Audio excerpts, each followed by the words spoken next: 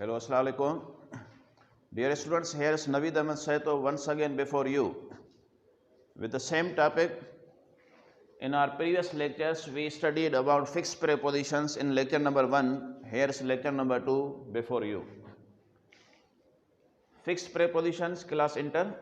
I have written here some sentences regarding to different prepositions, but all of you must remember that these words can be used with only those prepositions which I am going to tell you. Only. That is why this topic is known as a fixed prepositions. Without these prepositions cannot be placed in another prepositions. All these prepositions are related to these words. That is why this topic is known as fixed prepositions. And there is a little bit difference. Number 1, here is the word she was accompanied. Dash dash her friends. And number 2, the rain was accompanied. Dash dash the storm. The word is same, accompanied. But here is she means a living thing, person, accompanied with a person. Here is rain, non-living thing, accompanied with a non-living thing. That is the difference. That is why we have to place here fixed preposition. What will be the fixed preposition? Whenever a person is accompanied with another person, the preposition fixed will be by. What will be? By. Whenever non-living thing is accompanied with another non-living thing, the preposition will be with. So here is option number 1, by a and a with. समझी वियो बाबा?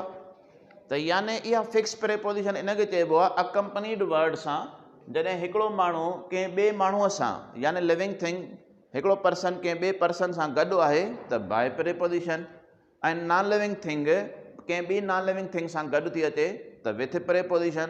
यानी हीउ जेको sentence आहे the rain was accompanied with the storm, यानी बारिश जेका आहे तूफ़ान सां गॾु आई हुई.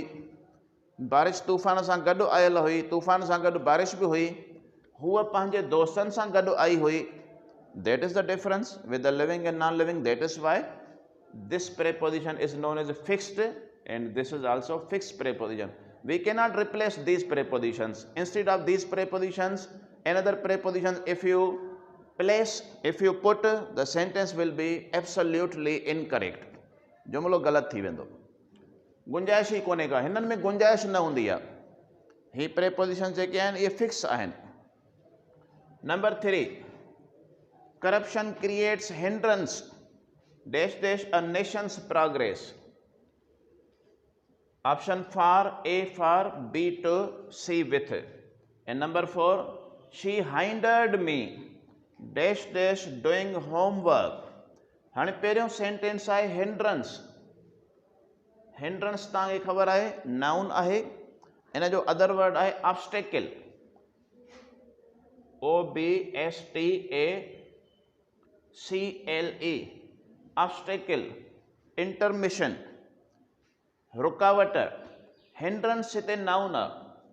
हिते छा आहे she hindered me.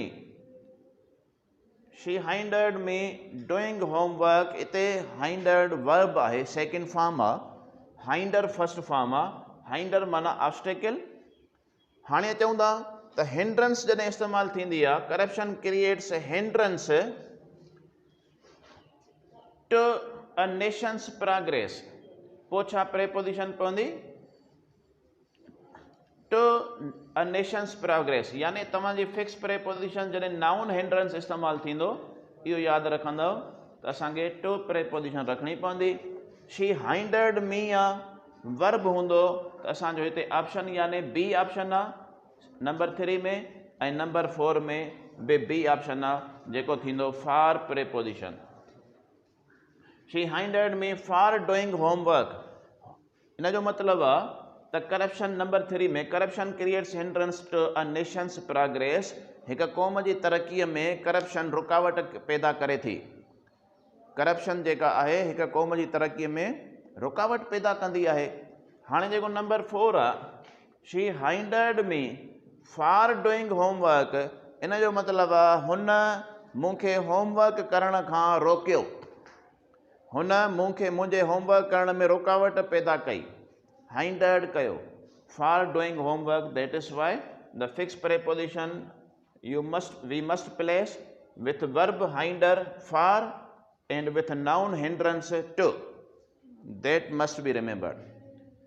After that, number 5, mother has great affection dash dash her children. Here is the word affection, noun. And number 6, she is very affectionate her father.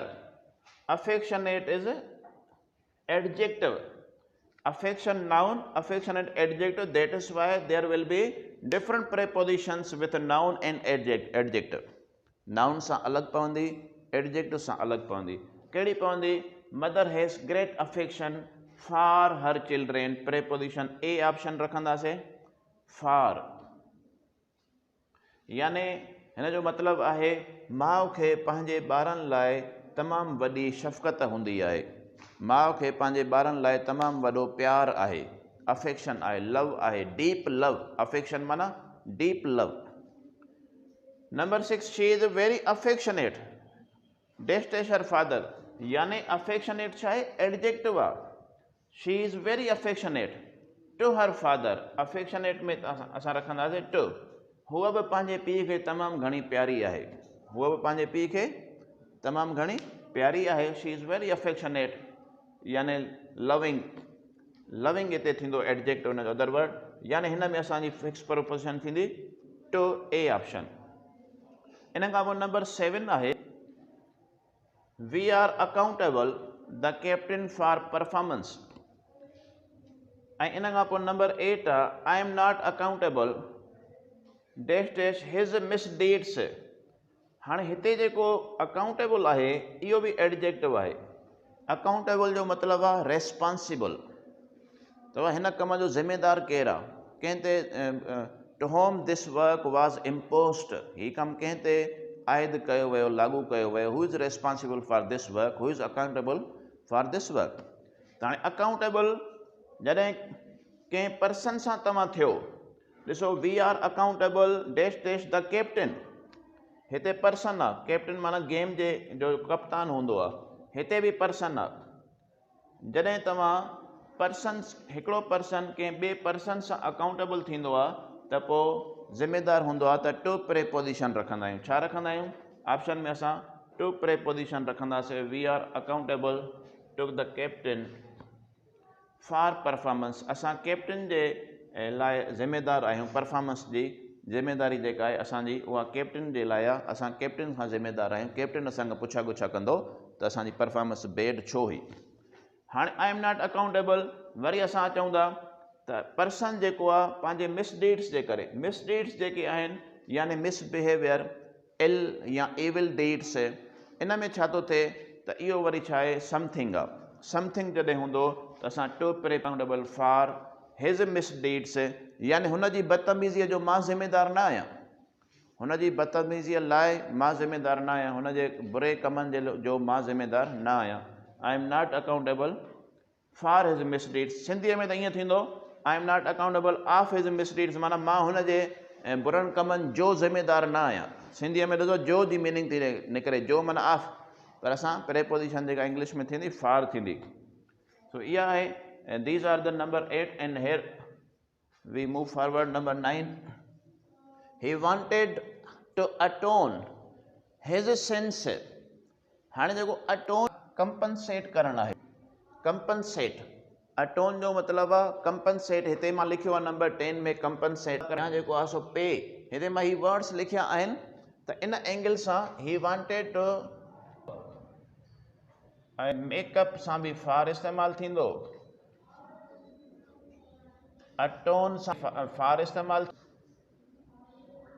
Compensate for. यानी नंबर 1 पे फॉर, मेकअप फार न आहे त पे फार जो मतिलबु हिकिड़ी पे फार माना अदा करण बि क़ीमत अदा करणु उन में बि हे यानी compound preposition compound phrasal verb use थियो आहे जंहिंमें ॿ प्रेपोजिशन्स गॾु अथसि मेकअप फार अटोन फार सॉरी फार कंपनसेट फार त यानी असांखे इहो यादि रखिणो आहे त अटोन जो मतिलबु आहे त कफ़ारो अदा करणु ॾंढु भरणु मुआवज़ो अदा करणु त he wanted two अटोन for his sins हू पंहिंजे गुनाहनि जी माफ़ी वठणु चाहे थो हू पंहिंजे गुनाहनि जो ॾंढु भरणु चाहे थो हू पंहिंजे गुनाहनि जो कफ़ारो अदा करणु चाहे थो त यानी इन्हनि सां फार प्रेपोजिशन फिक्स आहे number 10 she was compensated option A for B with to मां तव्हांखे ॿुधायो हाणे त हिन में बि असांजी फार पवंदी no other choice she was compensated for her loss of things हुन जे शयुनि जे गुम थियण जो हुनखे मुआवज़ो अदा कयो वियो पैसिव वॉइस में आहे she was compensated for her loss of things माना हुन जूं जेके शयूं गुम थी वियूं हुनजो हुनखे कंपनसेट सां मुआवज़ो ॾिनो वियो त यानी कंपनसेट सां बि फार पे सां बि फार मेकअप सां बि फार सॉरी सां बि फार ऐं अटोन सां बि फार इहो असांखे यादि रखिणो आहे number 11 we should comply dash dash the law हाणे कंप्लाई जो मतिलबु आहे bound submit submit accept agree yield surrender follow हाणे ही सभु हिन जा वर्ड्स मीनिंग आहे कंप्लाई त यानी we should comply the law जो मतिलबु असांखे कानून जी पासदारी करणु घुरिजे पासदारी छा चइबो आहे सिंधी लफ़्ज़ आहे प्योर पासदारी जो मतिलबु आहे कानून खे मञणु घुरिजे मञणु माना फॉलो करणु घुरिजे एक्सेप्ट करणु घुरिजे त इन एंगल सां असांजे हिन में जेका प्रेपोजिशन पवंदी उहा पवंदी बी ऑप्शन असांजो विथ करेक्ट आहे पर हिन में हिकिड़ी ॿी ॻाल्हि ॿुधायांव सेम मीनिंग आहे सेंटेंस हिते ॿियो आहे मीनिंग सेम आहे ॾिसो we should comply with the law यानी असांखे कानून जी पासदारी करणु घुरिजे असांखे कानून खे मञणु घुरिजे असांखे कानून खे फॉलो करणु घुरिजे इहा मीनिंग आहे यानी सबमिट करणु घुरिजे कानून खे सबमिट कयो मञियो एक्सेप्ट कयो एग्री कयो यील्ड कयो सरेंडर कयो फॉलो कयो पर हाणे जेकॾहिं हिते हिन जी जाइ ते मां अबाइड लिखां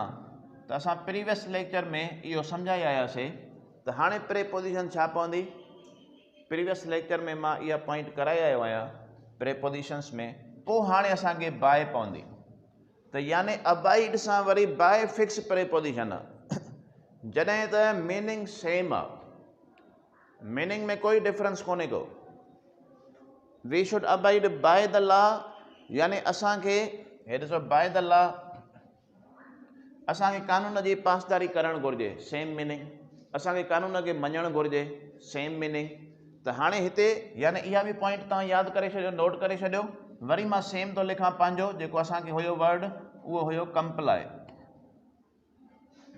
कंप्लाई सां प्रेपोजिशन विथ असां यूज़ कईसीं फिक्स प्रेपोजिशन इन खां पोइ नंबर 12 आहे शी इज़ फांड फांड सां हमेशह ऑफ फिक्स प्रेपोजिशन पवंदी आहे she is fond of music she has greatness she has great fondness हाणे फांड वरी फांडनेस नाउन आहे फांड जो फांड एडजेक्टिव आहे फांडनेस जॾहिं असां रखंदा आहियूं त पोइ फार रखंदा आहियूं preposition she has great fondness for story books number 14 he is a disgrace dash dash the family for the family to the family at the family तव्हांखे फार लॻंदो हूंदो अंदाज़े में पर हिते टू करेक्ट आहे he is a disgrace to his family ही पंहिंजे ख़ानदान लाइ बाइस रुसवाई आहे number 15 I will count 8 of on you in time of difficulty